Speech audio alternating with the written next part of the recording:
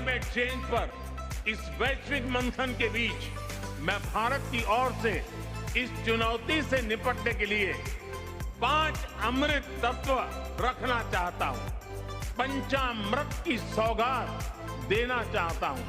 पहला, भारत 2030 तक अपनी नॉन फोसिल एनर्जी कैपेसिटी को 500 गीगावाट तक पहुंचाएगा। दूसरा, भारत 2030 तक अपनी 50% एनर्जी रिक्वायरमेंट रिन्यूएबल एनर्जी से पूरी करेगा। तीसरा, भारत अब से लेकर 2030 तक के कुल प्रोजेक्टेड कार्बन एमिशन में 1 बिलियन टन की कमी करेगा।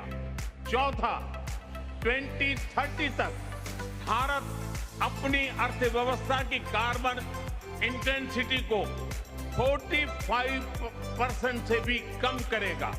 और पांचवा, वर्ष 2070 तक भारत नेट जीरो का लक्ष्य हासिल करेगा।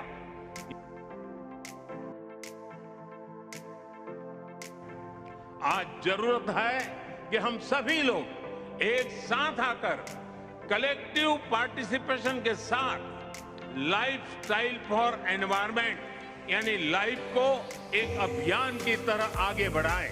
ये एनवायरमेंटल कॉन्शियस लाइफस्टाइल का एक मास मूवमेंट बन सकता है।